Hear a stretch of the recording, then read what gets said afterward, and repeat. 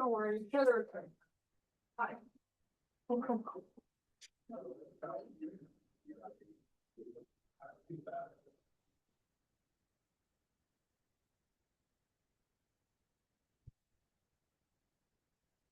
I'd like to call this meeting to order at this time. And would you rise with me for the Pledge of Allegiance? Pledge of Allegiance. United States of America. And to the republic for one nation, God, indivisible, with liberty and I would ask the clerk to call the roll. Stanislaus County Representative Chair Van Konynenberg. Here. City of Ceres Representative Member Pratt. Present. City of Houston Representative Member Day. Present. City of Oakdale Representative Justin Bachman. Here. City of Riverbank Representative Member Pope. Here. And City of Waterford Representative Member Aldaco. Present. Mr. Chair, you have a quorum. Thank you very much. At this time, I call for public comments. Members of the public may address the committee on any item not on the agenda. Comments shall be limited to 5 minutes unless I see differently, but I think at this point, we're going to stick with the 5-minute rule. Is there anyone in the audience who'd like to speak? Is there anyone online who would like to speak? Online. Has anyone joined us online? Sure. Great, fantastic. Thank you so much. Okay, so at this time, I'm going to close public comment.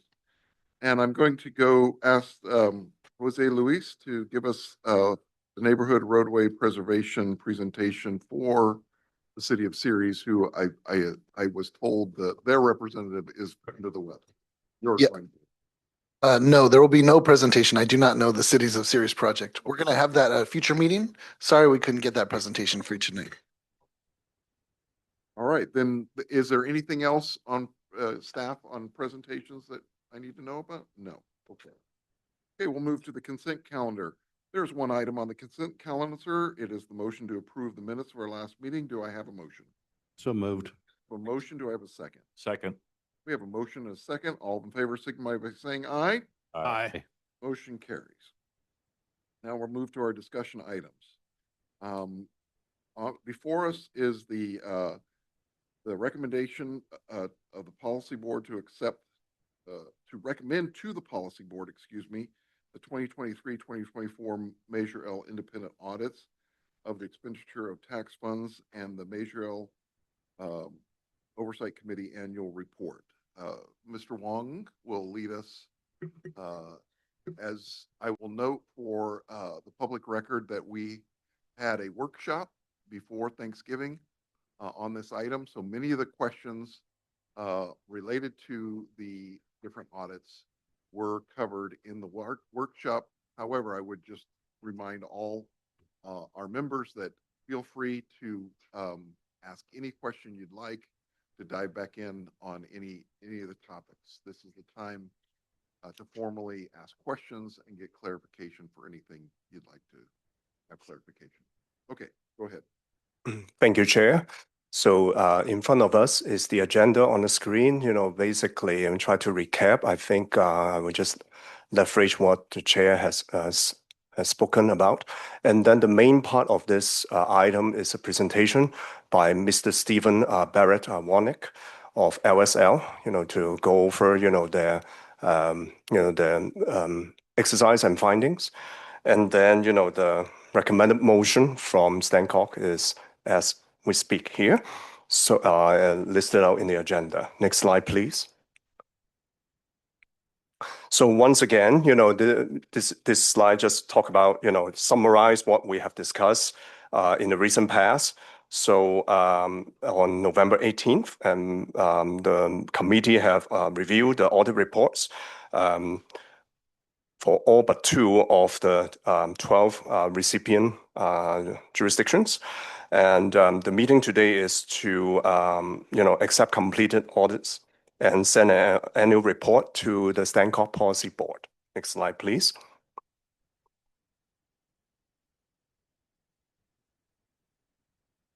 So without further ado, I'm going to introduce the committee to Mr. Stephen Barrett Warnick. He is a senior manager of LSL regarding assurance and advisory. Mr. Warnick. Thank you. Can everyone hear me? Yes, we can. Hopefully, appreciate it. Well, I'd like to just start off by saying thank you so much for having us this evening. We appreciate it, and we'd also just like to express some appreciation for we do a great deal of work with StanCog and with the individual cities and jurisdictions that participate in Measure L, and they do a great deal of work to help us perform the audits and get them completed. And we're very appreciative of that. We're appreciative of everybody's help doing that. I think tonight we just wanted to talk through what our audits consist of, and then maybe if we have a chance, provide an opportunity to answer some questions or have some discussion that might be helpful for you. If we could go ahead and maybe go to the next slide. So maybe just to talk initially about the scope of our audits. We perform a financial audit of each of the Measure L entities that kind of takes into account their financial records for the year ended June 30, 2024, and also at the same time considers compliance with the Measure L local road first transportation funding measure, as you're all very familiar with. And so as we perform that audit, if we can go ahead and skip to the next slide. Our audit kind of consists of two phases. We like to explain to people, just so people understand the process and kind of the role that we play. We do what we call a risk-based audit. And what that means is we initially try to assess an entity and assess its accounting system and controls and staff and membership. And then from there, based on our assessment and our look at their processes, we kind of decide where we think there might be particular risks or concerns that we should maybe focus on some during our audit. And then we perform testing that we call our substantive field work, which is when we really kind of dig into the records. It's sort of what you typically think of as an audit. We dig into the records, we ask a lot of questions, we try to tie things out, ask for evidence of different things, and then based on that evidence that we gather collectively, we come up with what we call an opinion, which means we once we feel like we have enough evidence, sufficient evidence, we conclude and formulate an opinion that we add to the financial statements in our audit report. And we can go ahead and move to the next slide. Just so at a high level, we do perform an audit of StanCog itself that's separate from our presentation tonight. But for the Measure L entities, we perform audits of the 12 entities that are listed here on the screen. It moves a little bit unique in our contract, but we did mention that here as well. But as you can see, the audits that are finished for 2024 are shown on the left of the screen, or I guess that's my left. It might not be yours, but the left of the screen, there are still a couple that are pending, hopefully wrapping up soon, and we can talk about those in a minute if there are specific questions related to those. For the audits that are completed at this point, if we move to the next slide, what we would like to point out is that as we've worked through those audits, we have expressed an opinion on each one of them. And that opinion is if you have a copy of those audits, you can find that opinion right in the front. It's the very first thing that we have there. And I think the very top paragraph, and we call that the opinion paragraph. And within that paragraph, you should read a sentence that mentions that we're expressing an unmodified opinion on the financial statements. And an unmodified opinion in layman's terms is a clean opinion. It's exactly what you want. And so we are pleased to report that all of the opinions that we have issued thus far have been clean opinions, as you would hope for. And then in addition to that opinion that we provide on the financial statements, we also provide a couple of other reports.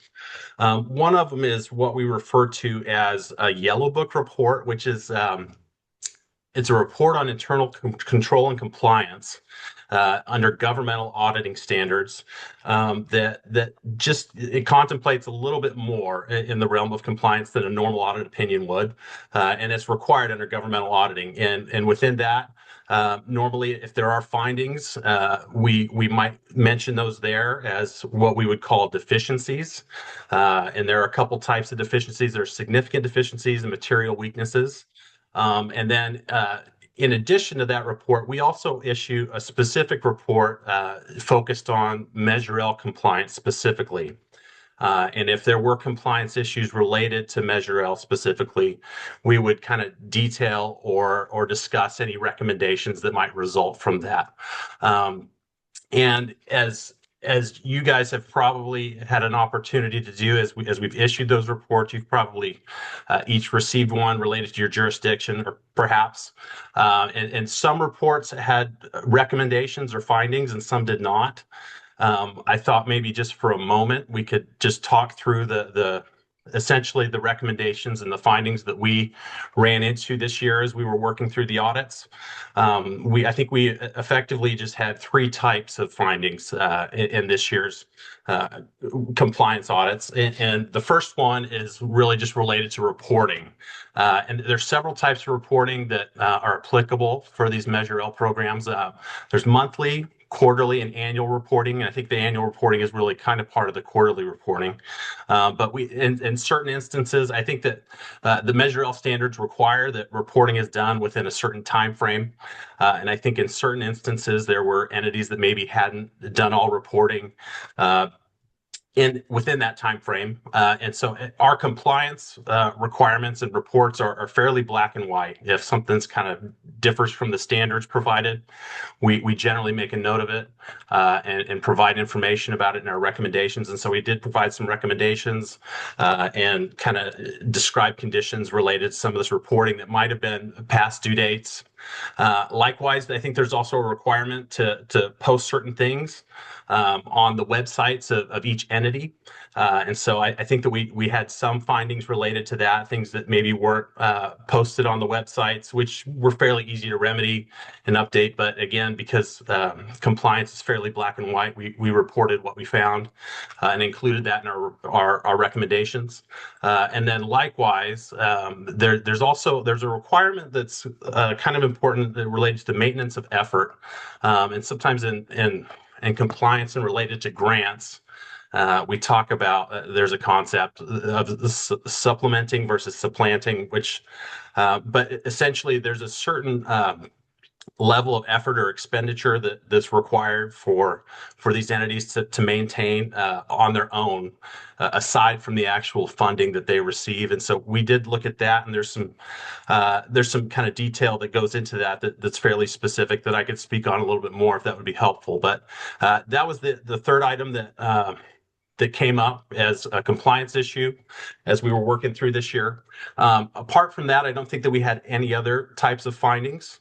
But as you look at those reports, each of those findings are detailed in the back as applicable.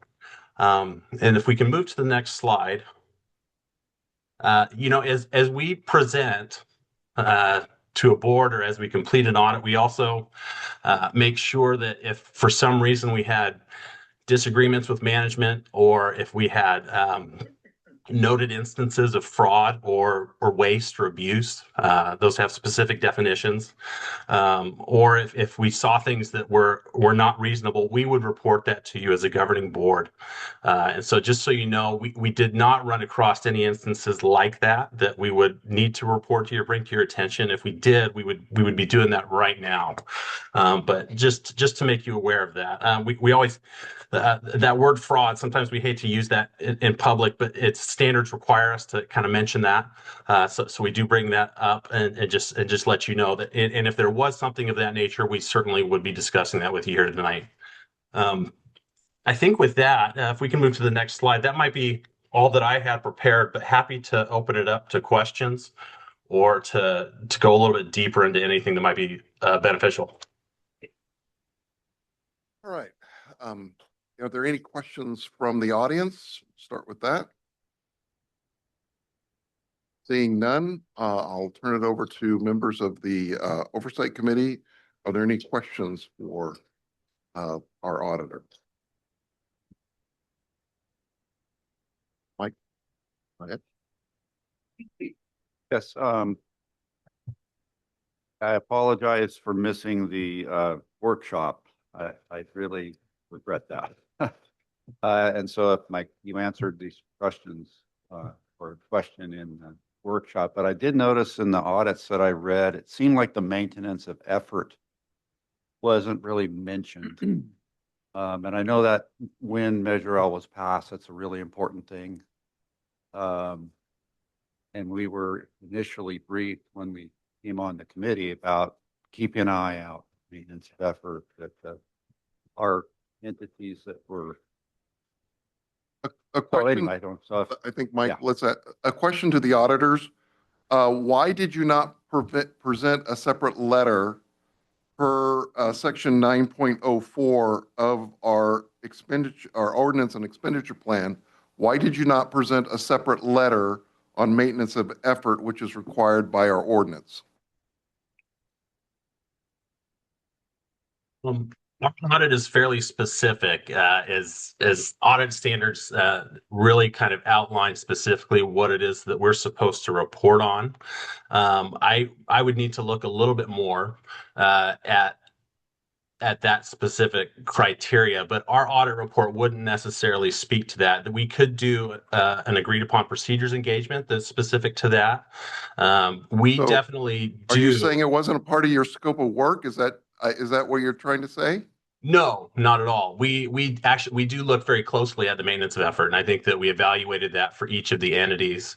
But what we're allowed to state in our audit report is dictated by audit standards, and so our audit But letters. our ordinance is specific of what's required, and part of the requirement is a maintenance of effort audit.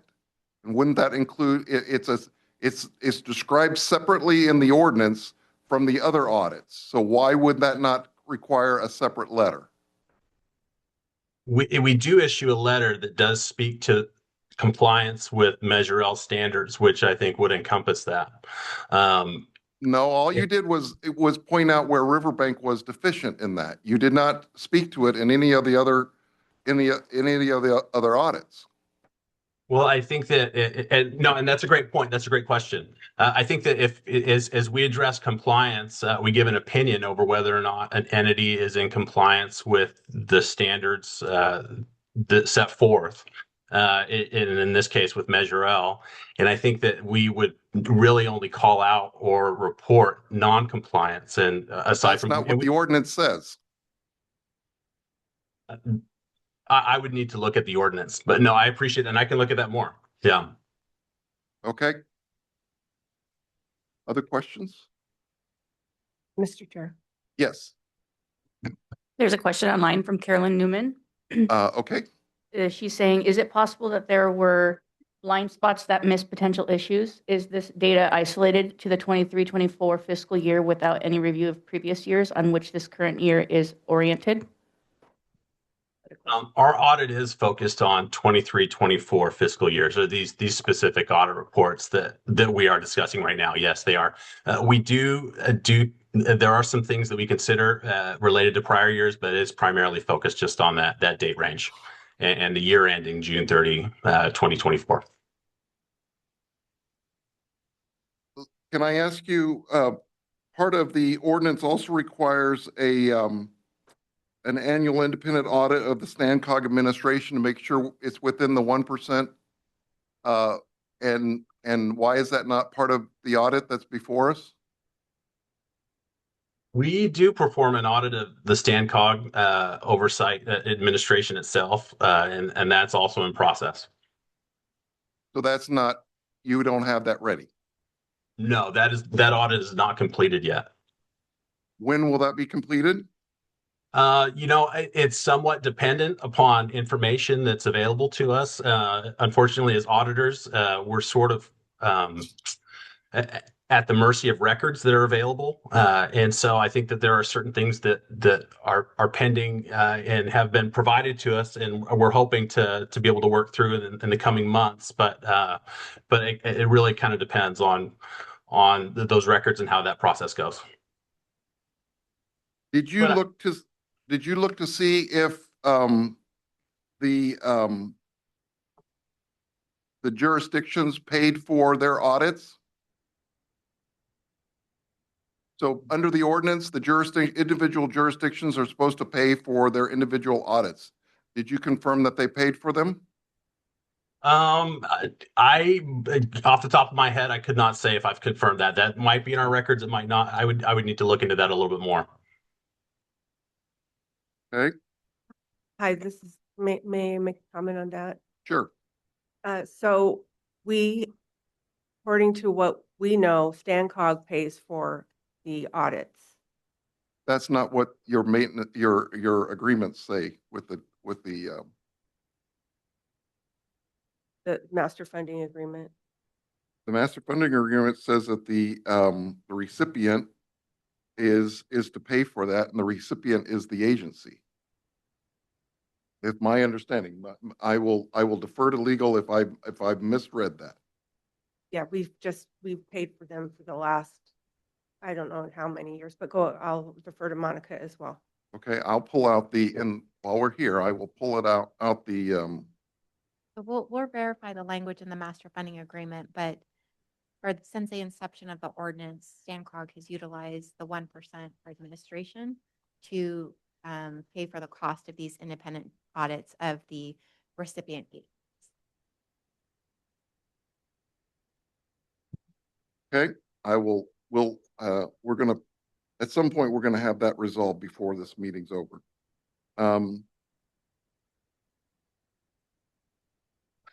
Okay,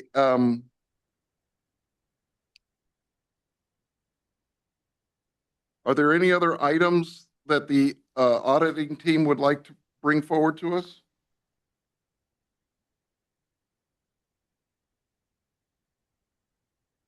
I think that was all that I had prepared, but, and again, we're happy to answer questions in the future as well. If there are things that come up beyond this meeting, of course. Thank you very much. Chair, if I may, I also want to acknowledge the presence of Ms. Christian Towns, who is a partner of LSL. Thank you for joining us. Thank you for having us.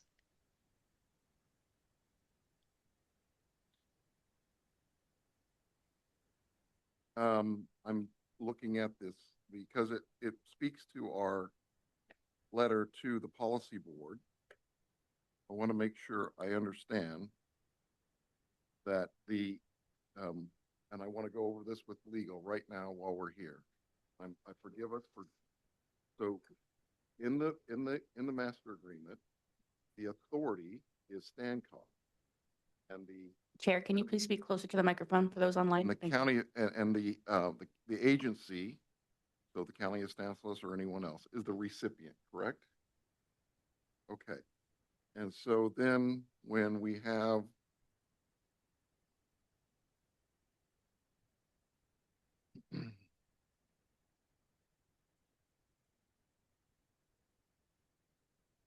when it says the MOE calculation shall be verified by an annual independent audit conducted at the recipient's sole cost and expense on Article 2, Section 1B. Is that what that says?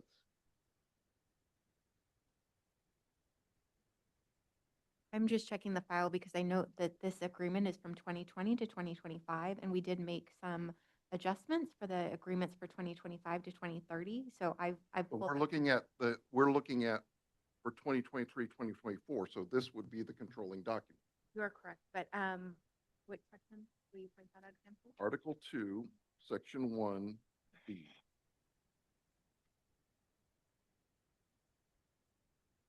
So that is what this copy says. My understanding is though, is that we did revise that and to clarify that it is actually StanCog who pays that cost. Can Is this you, the can you executive provide us with the Yeah. actual current? This is what I was told is the current document. So I will pull up the executed copy that we have from the Okay. committee. I can believe you that's what pull you're that up, looking at. please? Thank you. Okay, Mr. Wong, what's next on your presentation? Well, as being, presented earlier in this part of the presentation, StanCog is recommending the Oversight Committee to accept these audits and also, they issue an annual report to the policy board. So Okay, this is the, main intent of bringing this item to the committee. questions?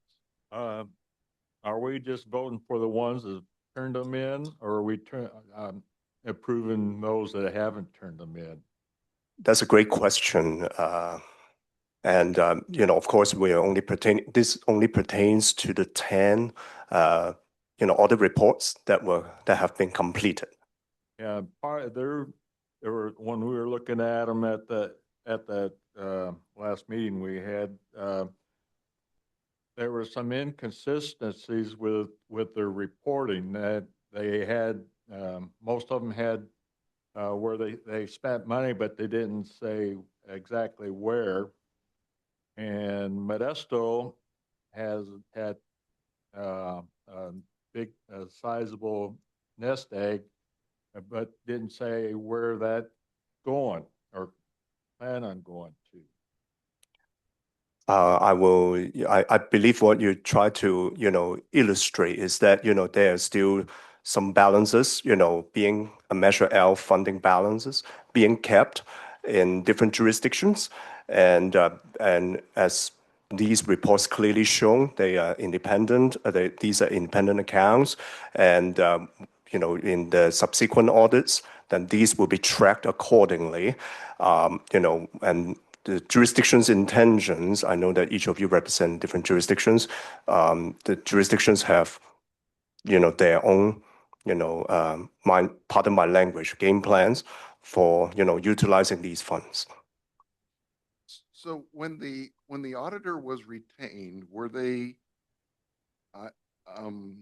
what was holding them back from completing the Measure L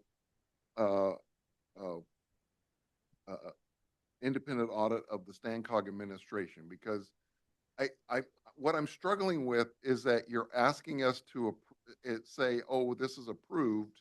We're recommending to the policy board to accept this audit when it's really a partial audit. It's not really complete. Correct? I try not to ask for a definition of certain English words, so my apologies up front. But at least, 10 jurisdictions have their independent audits completed, and that's what we are, I'm sorry for interjecting, Chair. So that's what our intention tonight, to ask the Oversight Committee to consider. And for those two that are still outstanding, when they're completed, we'll of course bring those reports to the committee for the committee's review and possible acceptance. I guess the point I'm making is my reading of our controlling documents, and again, I will rely on our attorney to correct us if we are misguided, is that before us should be all 12 of those audits, plus the administrative audit of that were within the compliance of the 1%.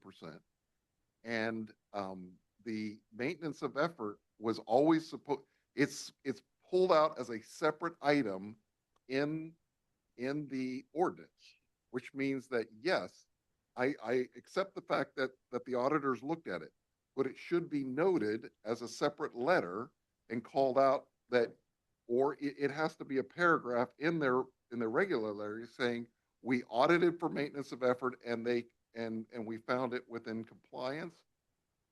I don't think you just can call out exceptions like it did for Riverbank.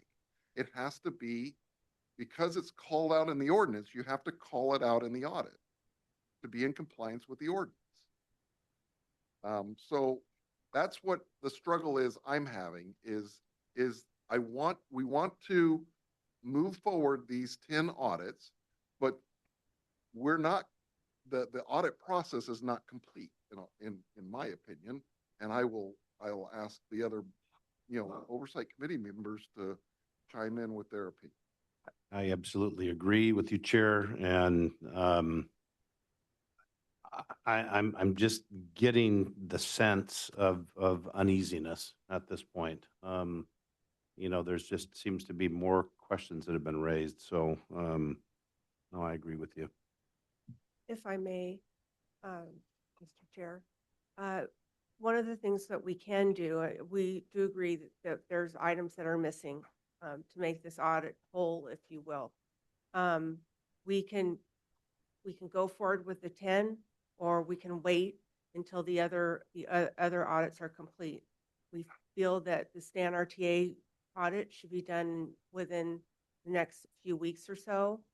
However, the audit for series will probably be sometime around March. The audit for StanCog will probably be around the same time. So it's up to the committee how you would like to move forward in a partial manner and say that we'll come back with the other 3, or Well, hold at off. this point, I think before the oversight committee is a letter, and what I tried to do, so just to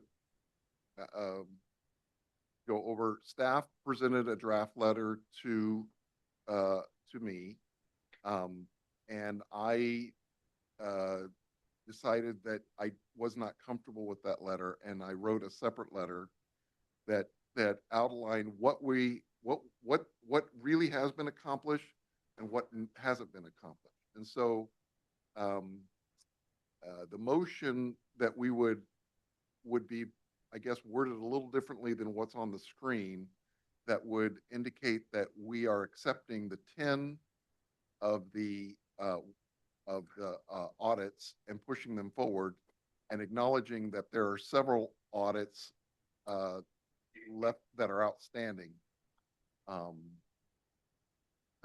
That's kind of where I was. That's the thought process I had. But I can be overruled. I'm just one guy.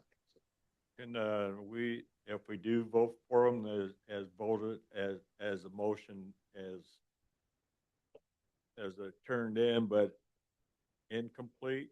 No, the 10 that are turned in, they do I believe they follow the annual independent fiscal and compliance audit. Yes. I think that there needs to be, obviously, we still need the audit of the 1%.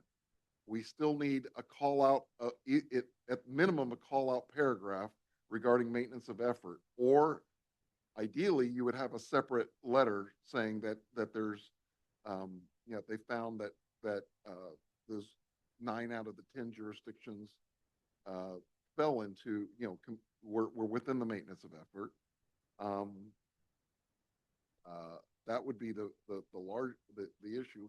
We also still have to find out what does the current controlling document in terms of the master funding agreement say about who's to pay for the audits, because the documents that I was given when I came on to this committee said that it was supposed to be paid for by the different various agencies.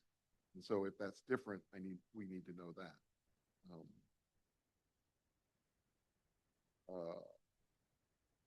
Mr. Chair, there are 2 hands raised, and I believe Carolyn Newman has a statement and a question. May I read it aloud?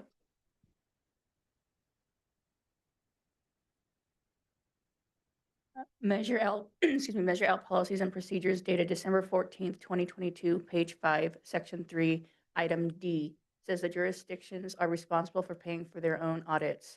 Then she says, but that is single audits on which the Measure L audits are based, as a question.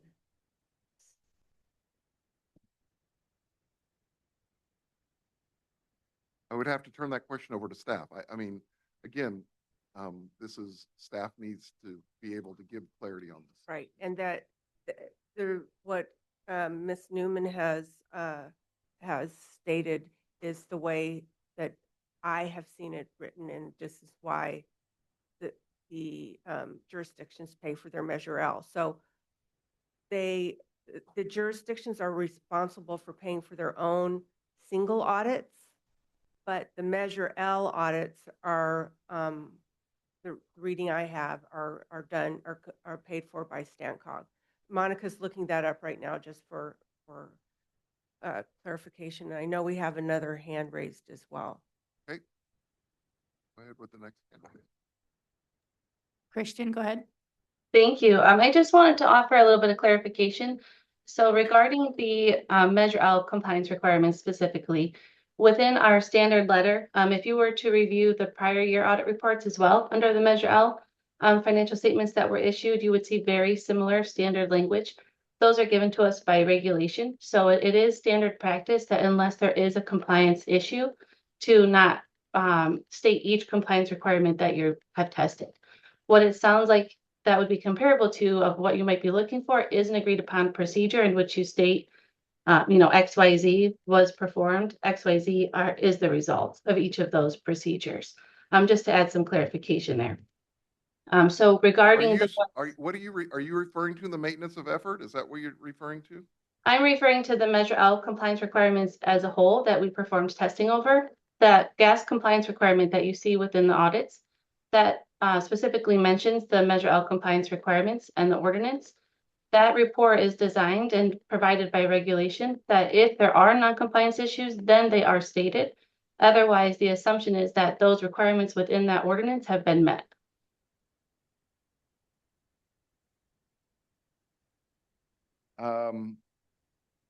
Okay, well, maintenance of effort is called out as a separate item, both in the master funding agreements and in the ordinance and expenditure plan. So, and I know you weren't the auditor last year, but this was this committee has kind of been a bit, in the past told that, oh, it's okay.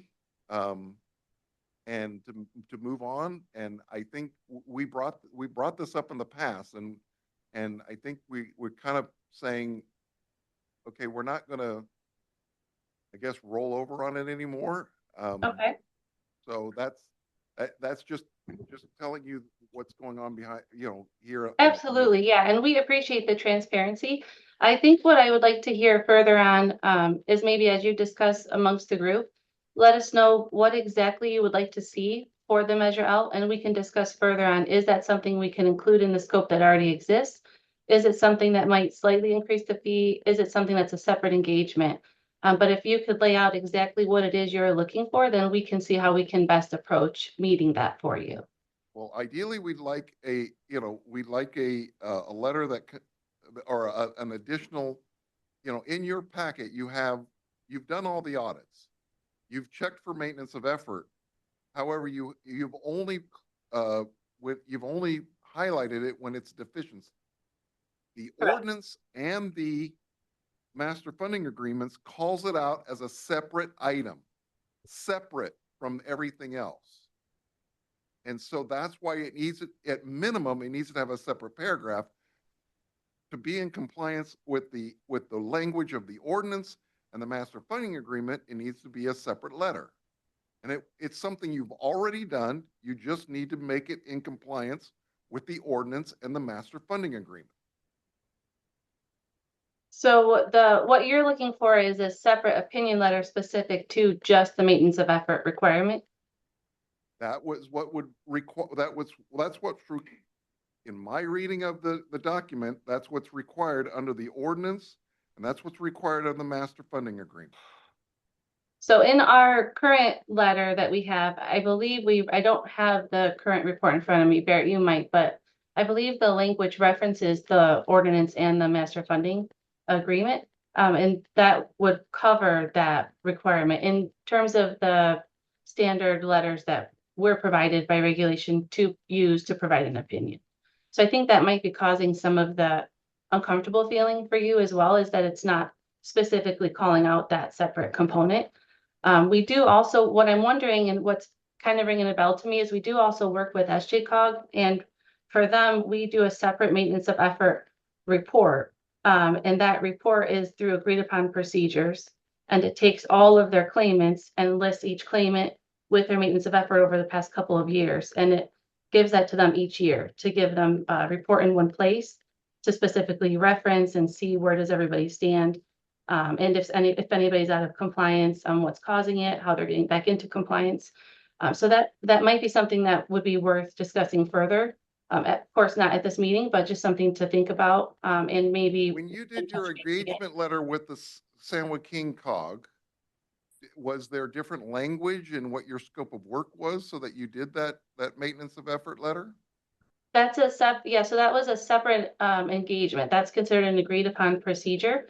And it's minimal cost really when it comes down to it, but it's taking information we've collected through the audits in addition to another report that we get.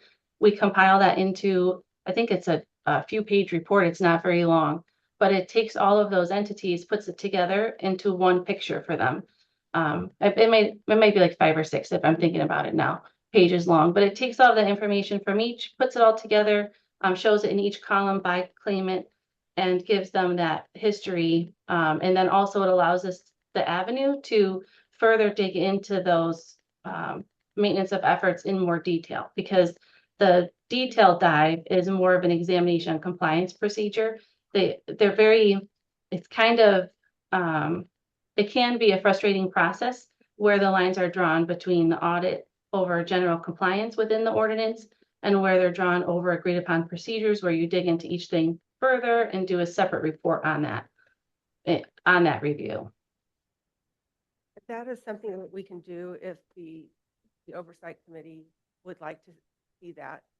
It helps alleviate some of the angst. I think we think have to do it to be in compliance with the ordinance and the master funding agreement. Yeah. I think from our interpretation of the master funding agreement on, in terms of what would fall under the scope of, To staff. I have sent this to staff now several times. And it's, forgive me, but, we are volunteer. This is what the authority is supposed to be expertise in doing. Forgive me for being a bit exasperated by that because I brought this up at our last meeting. I brought this up at the meeting on the 19th, and I would have thought you guys would have researched it in the meantime and come with a clear answer. Does legal counsel have any feedback on the issue regarding of who pays for the audits? For the master funding agreement. For the master funding agreement, and I'm looking specifically at the agreement with Stanislaus County for the period 2020 through 2025, it's page 5, I believe, Article 3, Section B, Paragraph 5, or Paragraph 4, excuse me, and it specifically identifies that the recipient will cooperate with StanCog and its auditors as they conduct an annual independent audit of all of recipients' Measure L accounts, which audit shall be completed at StanCog's sole cost and expense. Okay, so this document is not the controlling document. Is that what we're saying? Well, subparagraph section Article 3 B5 is the language specifically pertaining to the audits that are being discussed today with the auditor. There is another paragraph that does address the maintenance of effort. And the maintenance of effort does identify that the maintenance of effort audit shall be at the recipient's expense. We've rolled them into this one audit that was being articulated by the auditor. But it So does, we'll address that for any inconsistency. okay, but it does note that they are separate audits, that therefore there should be a separate letter because they were viewed in the maintenance in the master funding agreements and in the ordinance as separate items, correct? There isn't a reference to an audit and an audit of the maintenance of effort, but I would have to put trust in our audit professionals as to how that is addressed in the formal final audit, if that's a separate audit letter or if that is a paragraph or some clarification notation in the audit that they've provided.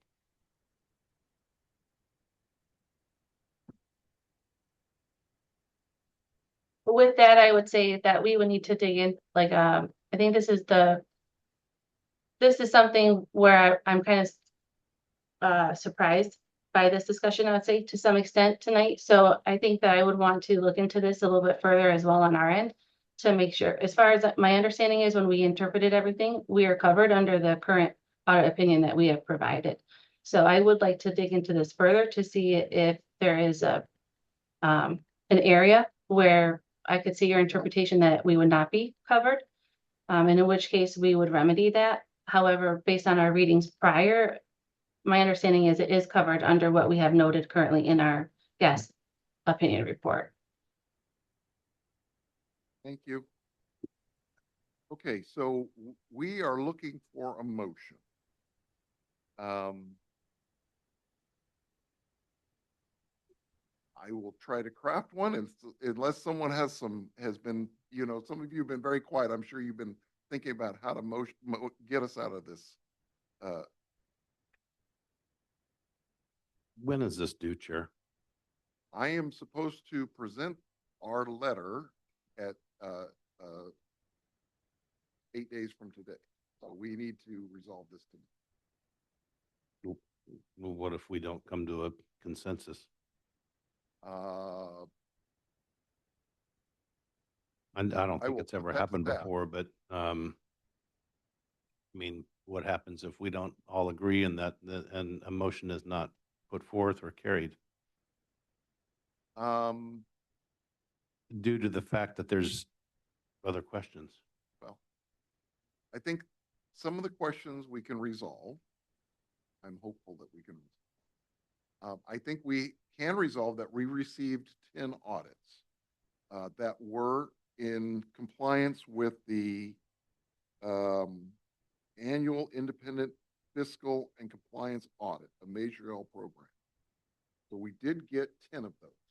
So we can agree that we received 10 of those. I think that's what we can agree on. And pardon me, I did read your letter, but is that stated in there as Yeah. well? Okay. Yeah. Okay. Thank you. Mr. Chair, there's another hand raised and a suggestion from Carolyn Newman online. May I go ahead and read it? Yes. She says, motion to accept the current standing of the audits with the ability remedy the recommendation upon development or of further information. Shall I read that again? Yes, please. Read it again. Motion to accept the current standing of the audits with the ability remedy the recommendation upon development of further information? Well, I think they were done as separate audits. So what we're agreeing to is to accept the 10 audits that are before us. I think in our letter, we will highlight what we didn't receive. And that's where I think for this motion, I am suggesting that that a motion be made that we accept the 10 audits for 2023, 2024 that were presented. And then in our letter to and report to the policy board, we will highlight what we did not receive and are still waiting to receive. That is my recommendation. Yes, Josh. Just for clarity, so the motion as written, at least what I received is recommend the policy board accept the 2023-24 Measure L independent audits of the expenditure of tax funds and the MLOC annual report. So we're doing two things in one as written. No, we're not. I'm not suggesting we do the MLOC annual report. We're going to do that separately. Right, but it's as written. They're That's suggesting. written. Okay, all right. And I'm suggesting we not do it as one, but we do it as two. I agree. And we don't phrase it as accepting the 2023-2024 Measure L independent audit. We're accepting 10 that were presented to us.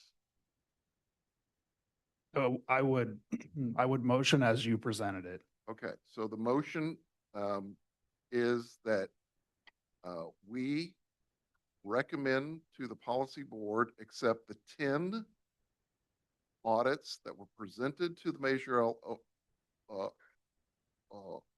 I'm sorry, I'm having a hard time reading that part.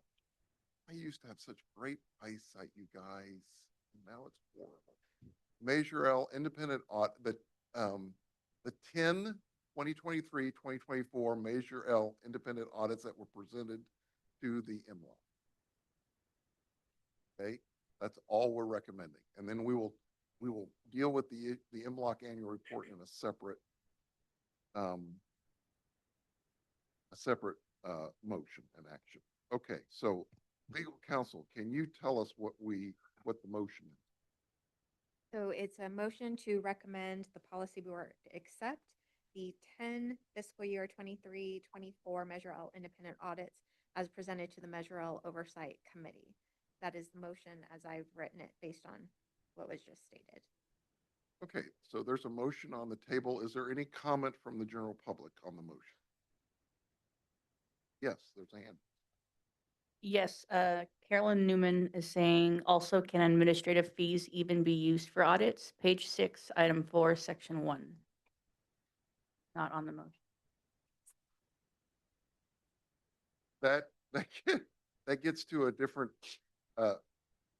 different topic. We'll go back to that topic. Yes, Craig Lewis, you have rose, the man with superior wisdom and experience.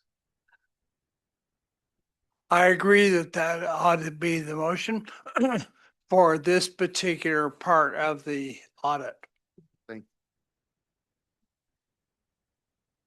you. Okay, any other discussion around the table? Okay, so I'm sorry. Do we have a motion, a formal motion? I've motioned. Okay, do we have a formal second? Second. Okay, so we have a motion and a second. And any further discussion before we go? Okay, all in favor, signify by saying aye. Aye. Aye. Opposed? Motion carries. So now we will, I put before you a letter that that I must confess was written by me, not by staff, so it still needs some, it's not a perfect letter yet. It needs to be worked by staff to make sure that it's legally acceptable, that I haven't misrepresented anything in the quotations. I will say that it was a bit more wordy because I've called out different sections of the ordinance and the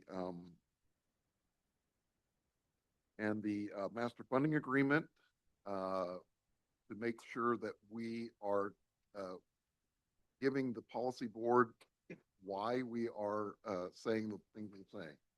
So let me just go through the highlights of what we're saying. We are saying that a comprehensive report on the MLOC compliance was provided to us on this date, December 2nd, 2025. We're saying that the authority has failed to provide the MLOC with an annual independent audit of StanCog administration, which we can add a language to when we hope that be done, but I think at this point, we just factually, we don't have it right now. We don't have separate annual independent audit letters regarding maintenance of effort. The authority has failed to provide us evidence, MLOC effort, that the maintenance of effort audit was paid for by the jurisdictions as required by the maintenance master funding agreement. Again, if legal wants to challenge that statement, I'm open for hear the challenge. The authority will fail to meet the deadline for the annual report. The deadline is December 27th, and we're not going to make that. So the authority failed to complete the 2023-2024 annual independent fiscal audit and compliance audit in a timely manner. And we all know why that is. But the authority has completed 2023-2024 annual independent fiscal and compliance audit for 10 out of the 12 agencies. I don't know if we want to call them agencies or jurisdictions. And 2 audits were not presented to the MLOC. I'm somewhat repeating there. Again, we need to get clarity on whether or not the jurisdictions are supposed to pay for those or not. Legal counsel is saying that maybe on this one they're not, that StanCog is supposed to pay for it. If so, what fund is it being paid for, I guess would be the question. And is it legally allowed to be paid for out of the 1%? Because the 1%, again, that's we need to go back and look at the language of the 1% administrative fee and see if that's allowed under that. We're calling out that Stan RTA did not present the authority and its auditors information necessary to complete their audit on time. And then number 9, the series did not either. I'm calling out that the Major L Oversight Committee reports that that under the master funding agreement are required to meet certain standards of reporting. Stands of reporting. Again, I wrote this morning, so there's a lot of typos. For the audits, the Stanislaus, Houston, Oakdale, and City of Riverbank did have findings of material weakness and noncompliance in their audits, but all jurisdictions have agreed for corrective action plans. And then we note that the City of Riverbank did not meet its maintenance of effort burden. The other issues that we discussed at our workshop were again that Newman, Turlock, and Modesto have excessive fund balances of 3 times their annual revenue.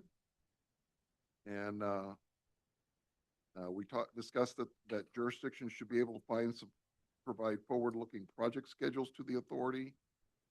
And jurisdictions must provide timely reporting so that the Measure L annual audit and the Measure L annual report are completed on schedule.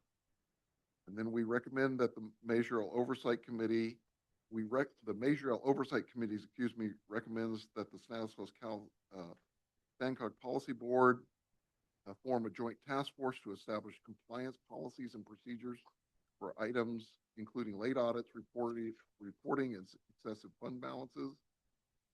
That we do that in January, and that by March, we bring forward compliance policies and procedure updates to the policy board for adoption. So that's just a review of the letter. Any feedback, comments? Nicely done. I think you dove into it, and it's awesome. I think that this needed to be done. It was long overdue, and I chaired this committee, and I'm going to take part of the responsibility for not before, but I applaud the effort. So thank you, Chair. I agree with that. Anyone else? Like the detail that you added to every item, so that brings to light to us to what the issues are with every audit and every compliance. Okay. So any other comments, Justin? You have anything? No, I just wanted to say thank you directly. I know this is a lot of work. It's been a lot of work for everybody, and I feel like we're all on this board for a purpose and reason, and you've taken your duty seriously, and I appreciate that. Okay. There is a comment online, Mr. Chair. Carolyn Newman says that was very comprehensive. Okay, so what I'd like a motion on, because this letter, I wrote it this morning, and I am notorious at being typo man. So it needs to be refined, and legal counsel needs to go through it and make sure that I've stated things correctly. But what I'd like to have is the like a motion to say we support the spirit of the letter. If it, if we change a few things to be to make sure we're totally accurate, that's kind of the motion I think we need to have move forward.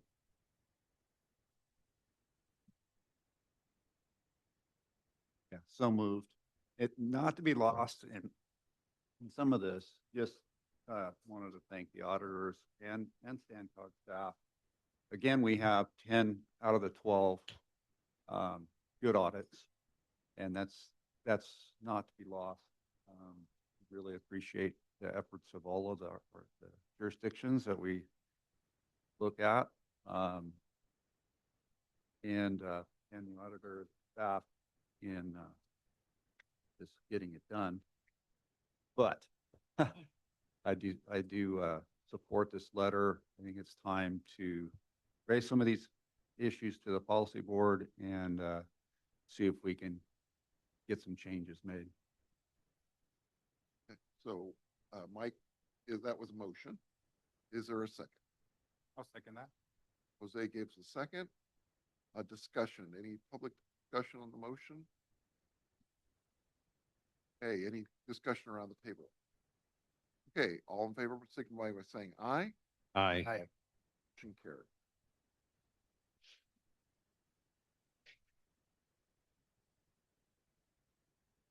Okay.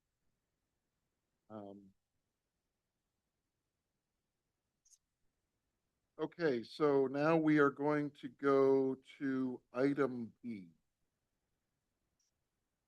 It, I believe the motion you just did covers item B. okay, so that's complete. Okay. Okay, at this time, we're going to have a presentation of updates to the Brown Act by legal counsel. Good evening, Mr. Chair, members of the Measure L Oversight Committee. I have the pleasure of bringing you the updates to the Brown Act, always an exciting topic to discuss. Recently, the governor signed into law Senate Bill S707, and I'm going to refer to that as SB 707.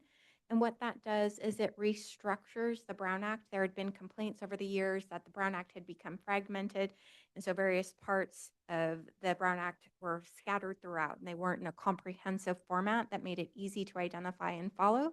So SB 707 restructures that, and it also adds new requirements to the Brown Act for remote participation, and it also brings it a little bit more current because the Brown Act had not kept up with technological advances such as social media.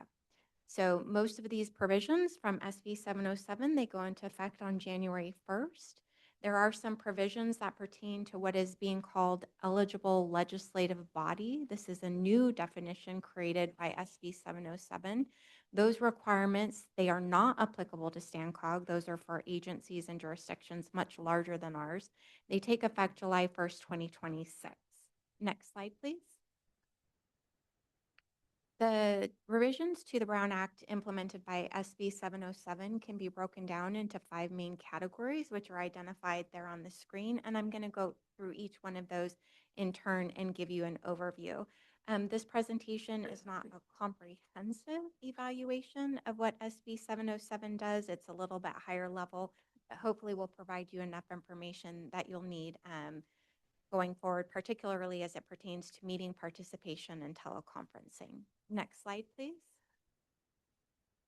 So the first main revision by SB 707 is to what I refer to as the traditional teleconferencing rules for anyone who was around or participated in a Brown Act body pre-COVID. These are the rules that were in effect then to allow members of a body to participate remotely. And what this requires is that if you're going to participate from a remote location, we identify that location on the agenda. We have to post an agenda at that remote location, and the location has to be accessible to the public. So that would mean if you decided you were going to participate from your home under these rules, we'd have to post the agenda. And if somebody knocked on your door, you'd have to invite them in, and your home would have to be ADA accessible. And I know one instance, and I believe it was in the city of Houston, somebody did take somebody up on that offer and show up at their front door. So if you're going to use these rules, if you participate remotely, one of these new revisions, it has to be both audio and visual. Pre-SB 707, this provision was primarily for teleconference meetings. But now with the prevalence of Zoom and what have you, both means have to be utilized, audio and visual, meaning your camera has to be on.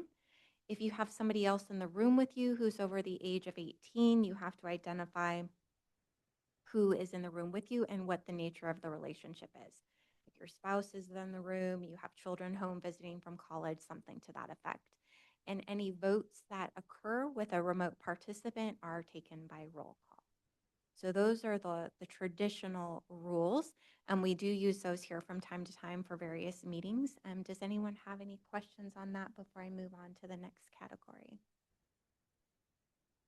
That one's pretty straightforward. Next slide, please.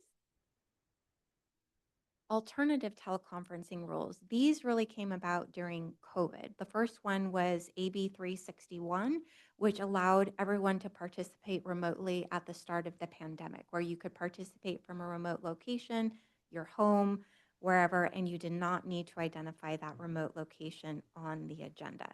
Another came shortly into the pandemic, which was AB 2449. That created these additional categories of remote participation called just cause.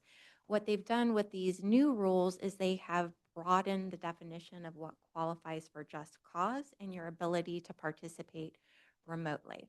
So just cause now has been expanded. It had previously included childcare if you had an illness, flu, COVID, something to that effect that would prevent you from participating in person.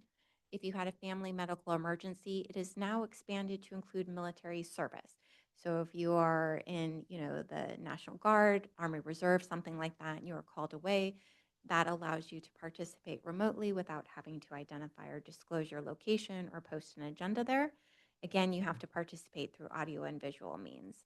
When we do the minutes for that particular meeting, we do have to identify on our meeting minutes who participated remotely and which provisions of the Brown Act were relied upon for that remote participation. So that's something that your staff will take care of if you participate in meetings remotely. There are limitations to how many times this can be used depending on how often you meet. The more often you meet, the more often you can participate remotely using Just Cause. Because StanCog and our advisory committees meet one time per month or less, your ability to use these remote provisions are limited to 2 meetings per year, and that's a calendar year. That's not a fiscal year. So it's January 1st to December 31st. And I'll pause there and see if anyone has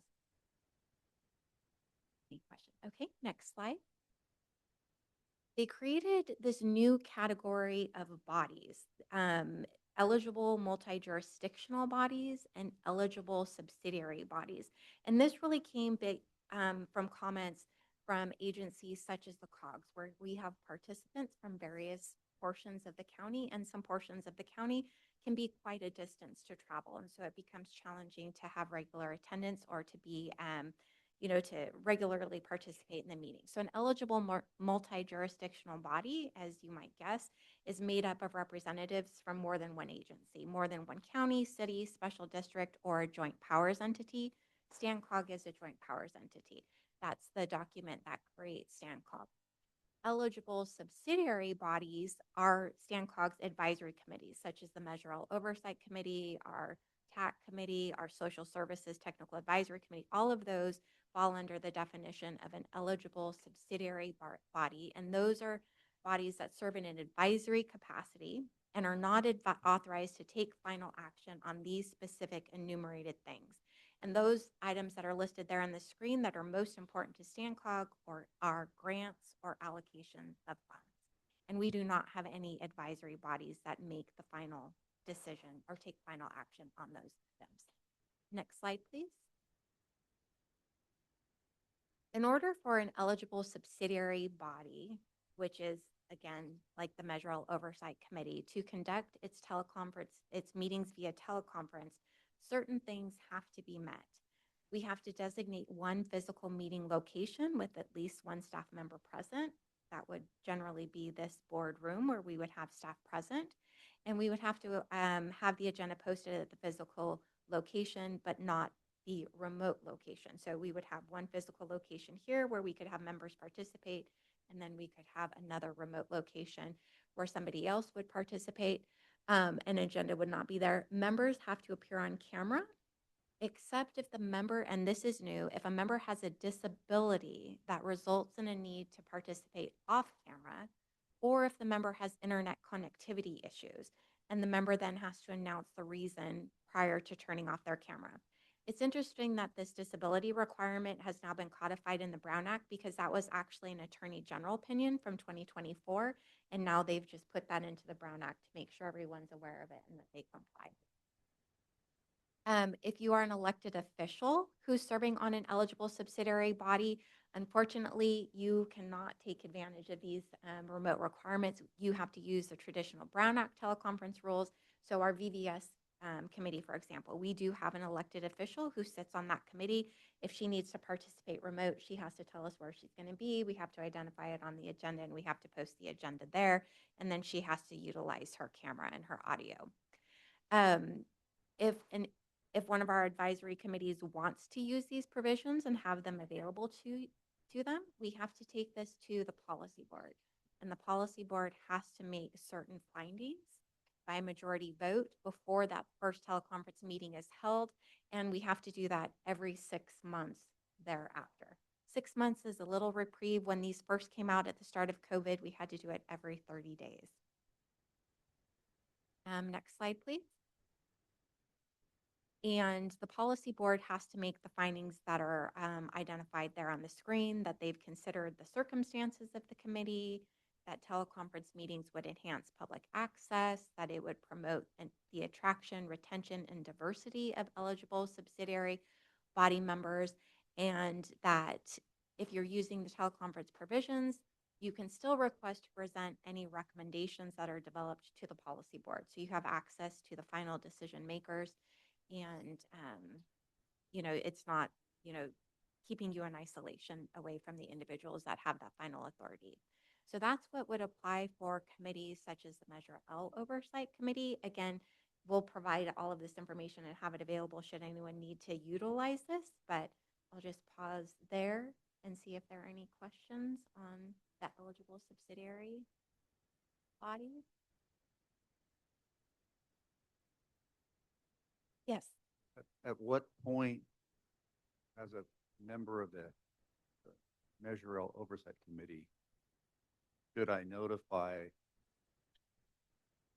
Shannon That is an excellent question. that I'd like to participate remotely? How much kind of notice are we supposed to give for that? As soon as you know,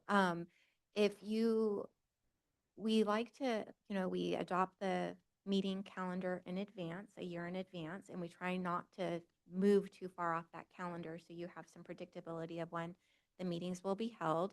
But if you know, for example, that you're going to be traveling, you have a conference, something like that, as soon as you know, even if it's a week or 2 weeks or a month in advance, if you could let us know, that would be preferable. Obviously, there will be situations if you fall ill or something like that where you wouldn't know in advance, but if you still felt well enough to participate, if you let us know the day of, that falls under just cause. We don't need advance notice for that. But if we have to post something on the agenda, at least a week, we would need to be able to post that online. 72 hours, a week to 72 hours. Does that answer the question or address the question? Okay. And I know the Brown Act is dry as toast, but we try to make it exciting. Next slide, please. So the eligible multi-jurisdictional bodies, again, this is the policy board. They also have the ability to participate and conduct their meetings using teleconference, but they have different requirements because they're the final decision-making body. So they have to have at least a quorum of the members in one physical location that's open to the public and within the agency boundaries, one or more. So if we had multiple locations, as long as they were open to the public and within the boundaries of StanCog, which is Stanislaus County, and then the member of the policy board can participate in a remote location if they comply with those 4 items there on the agenda. The agenda identifies each member that plans to participate remotely. They use both audio and visual means. The remote location is more than 20 miles each way from the physical location. So they're putting a geographical distance. And again, it's limited to 2 meetings per year since the policy board meets 1 time per month or less. Questions on multi-jurisdictional body? Okay, next slide, please. Another new category that they created by SB 707 is what's referred to as eligible legislative body. And this imposes significant new requirements on the bodies that meet this definition. They have additional translation requirements. They have additional accessibility requirements on their website and things of that nature. In order to fall under the category and be defined as an eligible legislative body, it's a city council or a county board of supervisors in jurisdictions with populations of 30,000 or more. We are not a city council or a board of supervisors, so we don't fall within that definition. It also applies to special districts meeting certain thresholds for full-time equivalent employees. We also do not meet that definition. We are a joint powers agency, and the full-time equivalent employees is in excess of 1,000, and we are nowhere near that. So the provisions for eligible legislative bodies are not applicable to STANCOG. Next slide, please. Other changes that came about by SB 707 is making it more in line with technological advances. That's item number 2 there, where previously the use of social media was not addressed, and there were concerns and issues of potential serial meetings or Brown Act violations by social media use. SB 707 now clarifies that you can use social media for public engagement, provided a majority or a quorum of your board members don't get online and start discussing agency business amongst themselves in the comments or back and forth among one another.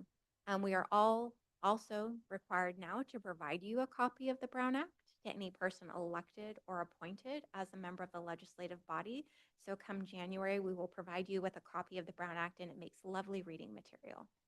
So with that, if anyone has any questions, that concludes my presentation. I'd be happy to answer your questions. I think there's gonna be fewer conference calls. No, because but basically most of mine have been when I've been my daughter's 800 miles away. Yep. Well, you let us know in advance. We can figure out a way for you to participate. Thank you. Okay, we're going to move to item D, which is the Measure L funds received and expenditure report. Okay. Thank you, Chair. So this is most of the pages in this Measure L funds received and expenditures report have been shared with the committee for quite a while, but we want to highlight one of the new attachments that is now in your packet. So, that's what we're going to go over. So next slide, please.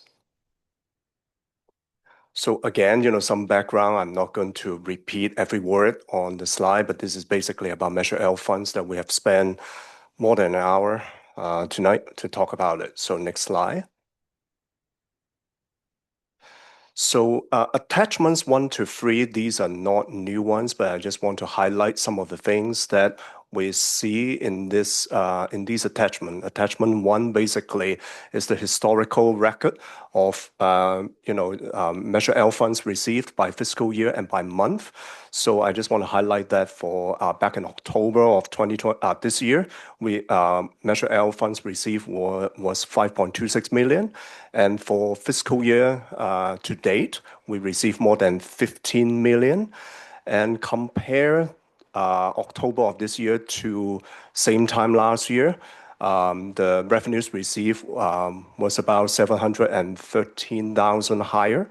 And fiscal year over fiscal year comparison, the current fiscal year is about the same as where we were, again, for the fiscal year to date. So that's attachment 1, some of the highlights. Now, the subsequent tables, attachments 2 and 3, show the Measure L funds allocated by jurisdiction, different categories, and or in some cases projects. So without further ado, let's touch upon the new attachment number 4, which is our attempt to report the expenditures of Measure L funds by jurisdiction for the first quarter of this fiscal year. And this report is the numbers are based on the Measure L reports furnished to STANCOG by various jurisdictions. So it's a work in progress, and we're looking for comments and feedback on this attachment, of course, to the others as well. And very quickly, attachment 5, the last page of this item, reports the expenditures of the Measure L public outreach and education campaign since the last fiscal year, which has been included in this report before. And next slide. So, if you have only 45 seconds to go over this presentation, this is the page that you want to look for. And I'm not going to repeat everything, every word that's said here, but basically it's just a snapshot on what I just, present to the committee in the last several minutes. So, well, unlike just questions at the end of the slide, I don't mean that we need to read every single number, but this is like a screenshot of that new table. And just, again, any comments and feedback are welcome. Thank you very much, Chair. Are there any questions?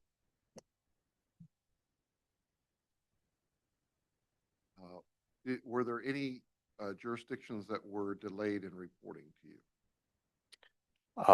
You're talking about even 1 day or 2 days? Significant, more than a week. Not that I can recall. Usually they're pretty on time. Thank you. Anything else? Okay.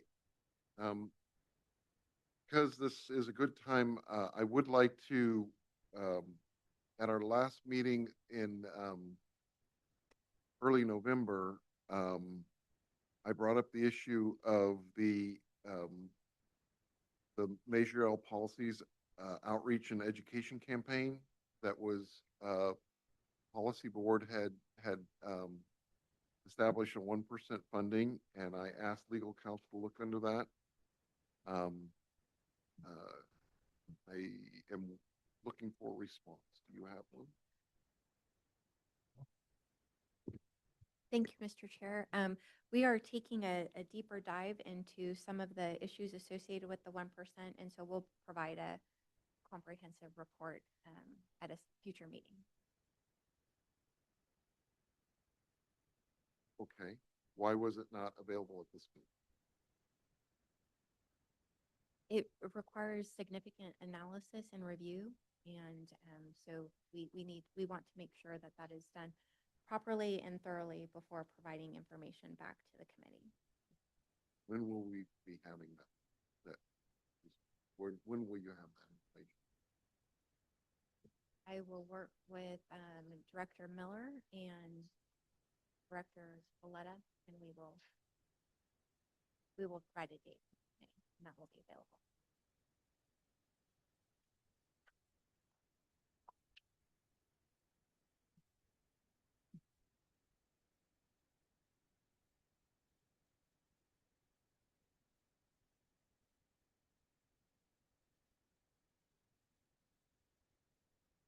Okay, we'll move on to item E.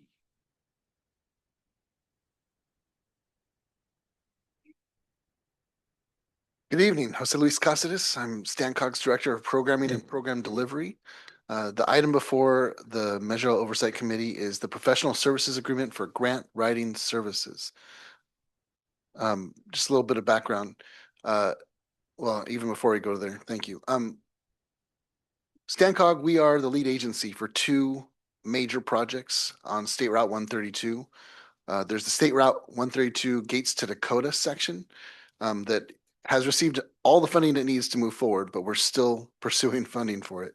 And then the interchange at 99 and 132, combined, these 2 phases will complete the 132 at 2 lanes from the interchange all the way out west. I always forget if it's to Gates or to Dakota. We have had a grant writing service to help us pursue those funds. In fact, we were successful at getting $67 million in Trade Quarter Enhancement Program funds.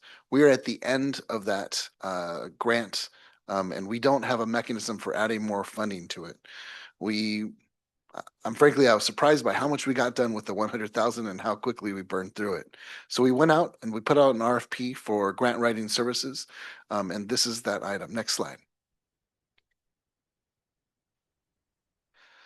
So the recommendation before you is to recommend that the board approve us, that the board pass a resolution that would execute a professional services agreement with Mark Thomas and Company. This was not included in the written packet.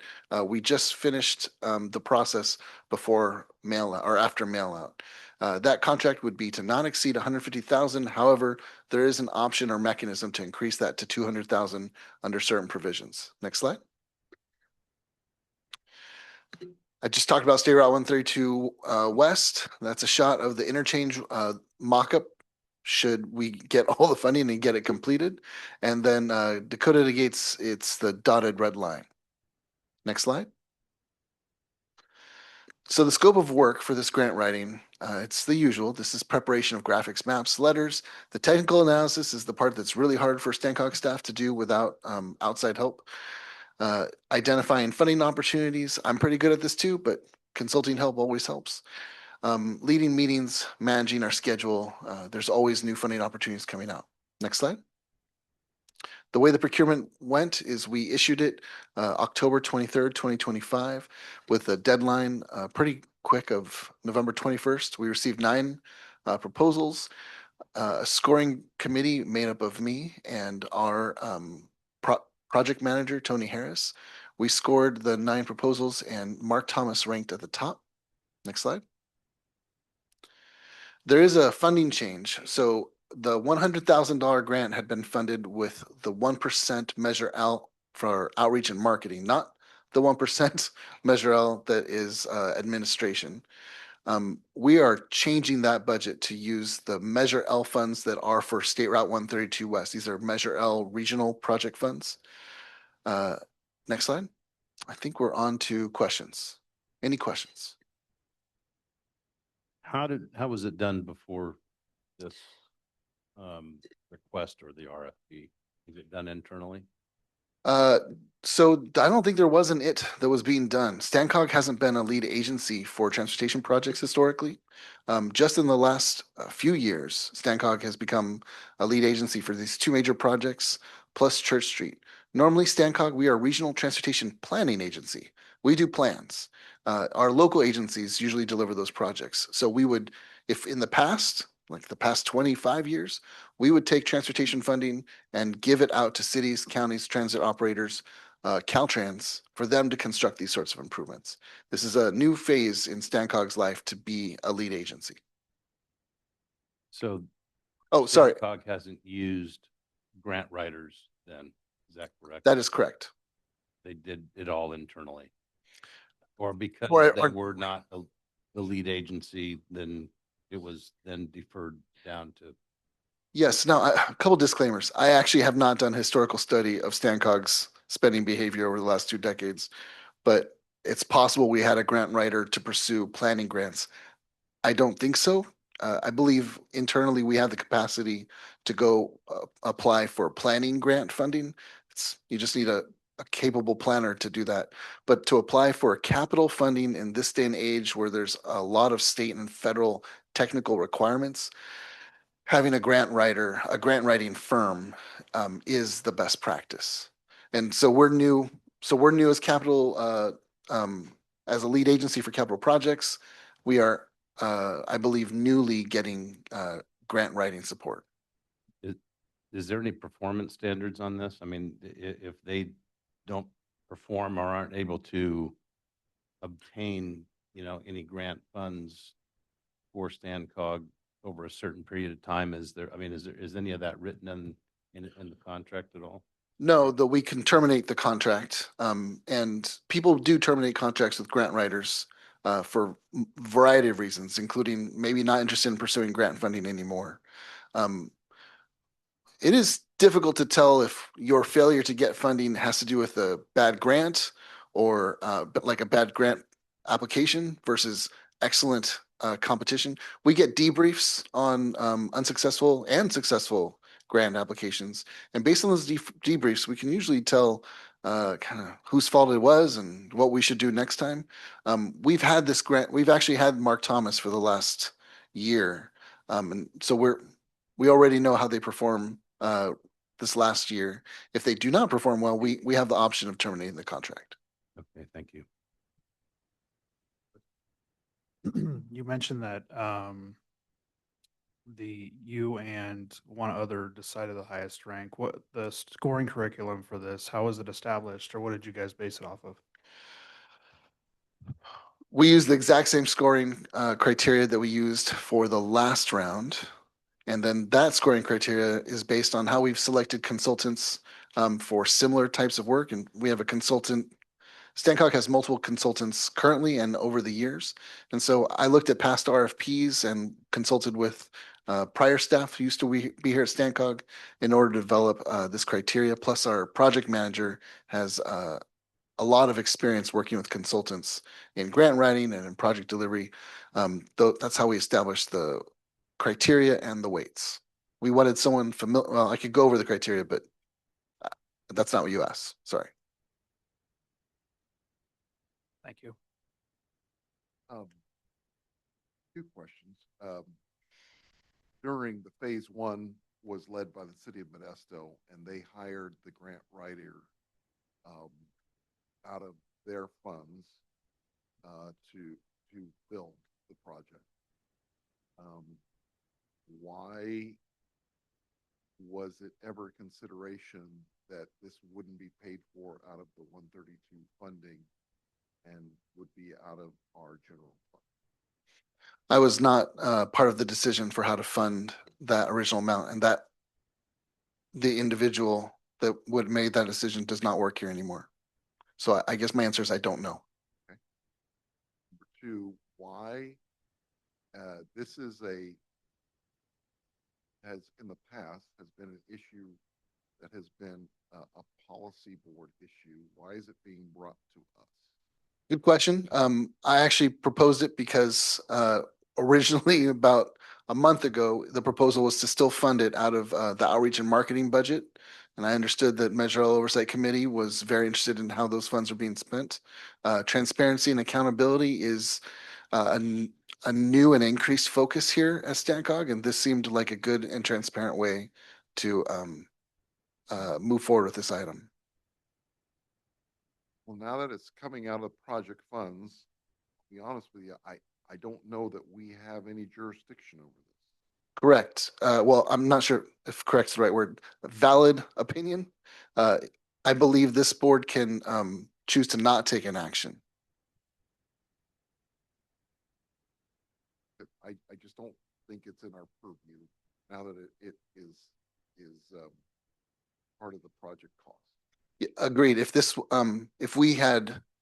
if the original budget was still coming out of just the regular Measure L for regional projects, we wouldn't come before this body. Our other local agencies that are doing regional projects and have grant writers don't come before this body. Yes. Okay. Any thoughts from the committee? Because I'm of the opinion that this is outside our purview now that the funds are coming from the project and not from StanCog's general budget. Or does anyone have a separate opinion? Okay, so we're gonna. Is there a question? There's a comment online from Carolyn Newman. Okay. Good grant writers practically print money, and a firm is needed for engineering-heavy projects, by my understanding. 150,000 can bring in millions, even tens of millions. Thank you.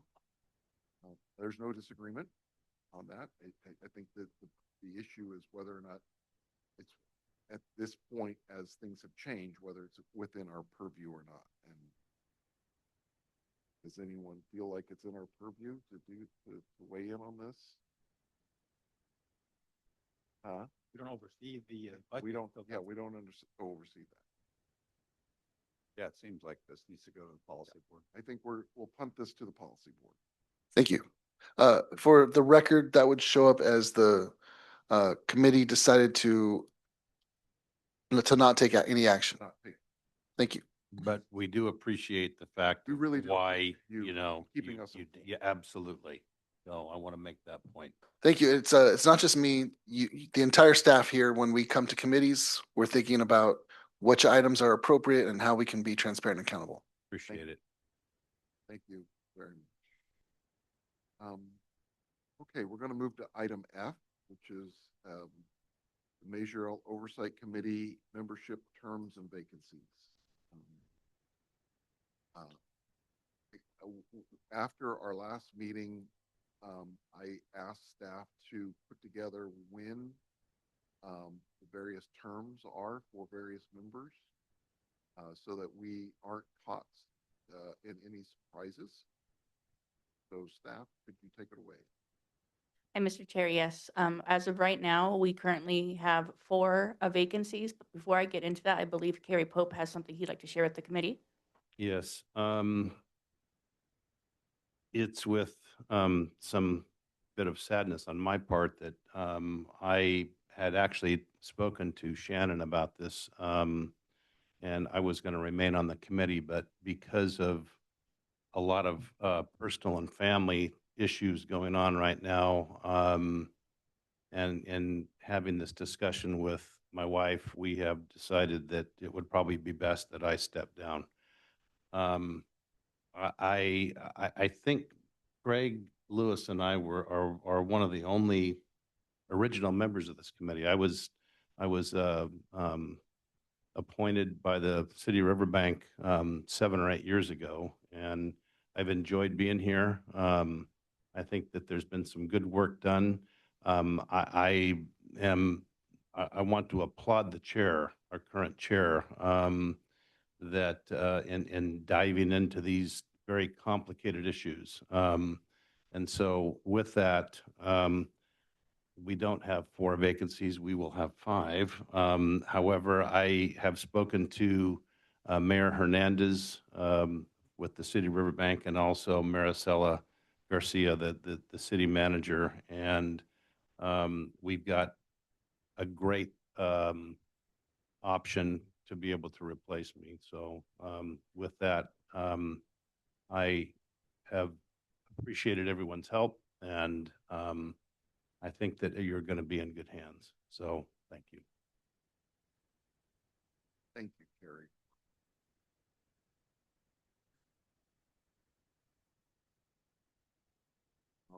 Do we know, Shannon, the terms of the, Next. do we know, those of us who are still on the, do we know where our staggered terms, is there a list so that staff, I guess my understanding is staff needs to kind of remind the different jurisdictions when they need to bring forward a name or bring someone to us. Do we have that printed out? I did not come with that printed out. I can bring that at the next meeting, or I can email it. Could you All of you email guys? to the members? And Monica, is that okay? Okay, and all I've provided for the committee are the terms that they're staggered. 1/3 of them shall be for a 3-year term, 1/3 shall be for a 4-year term, and 1/3 shall be for a 5-year term. I agree. I just think we got caught flat-footed here this fall. Yes, I will do that first thing tomorrow morning. Any other comments or feedback on this issue? We owe you a milk. I I just wanna appreciate say- that. I'm not sure my doctor would agree with that, but I'm always in for that. Thank you very much. Yeah, Carrie, thank you for the service. When I first came on this board, maybe a year or 2 ago, you were the chair. So I remember those days, but I've appreciated your actions and dedication to the committee. Thank you. At this time, we will move to item G. This is the meeting in which we nominate and a chair and vice chair for the 2026 term. What do you want to start with? You have a slate that you would like to. I do, in my last official act, if you will. I would, do you want both chair and vice chair? Okay. I would like to nominate you, Paul, to continue as chair, and member Bachman as vice chair. So there has been a motion. Is there a second? Any discussion? I would call for the question. All in favor, signify by saying aye. Aye. Motion carried. Okay.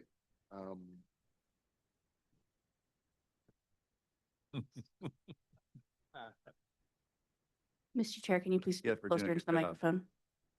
I'm sorry. Can you please speak closer into the microphone? Yes, I will. All right. At this time, I would call on the interim executive director to give her report.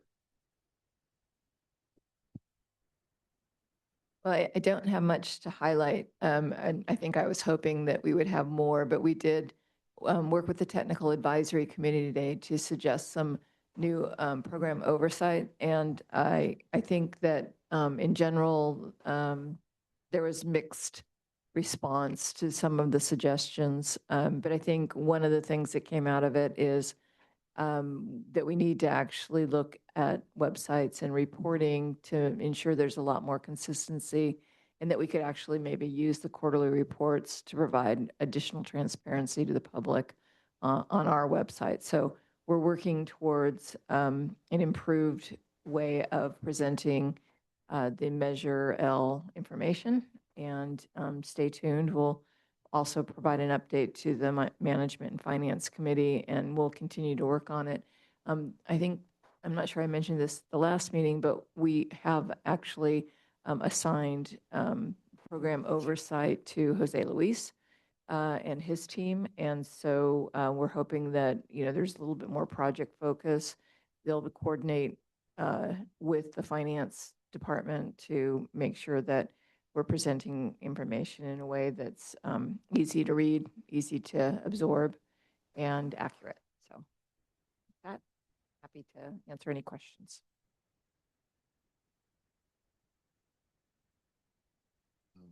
Any member reports?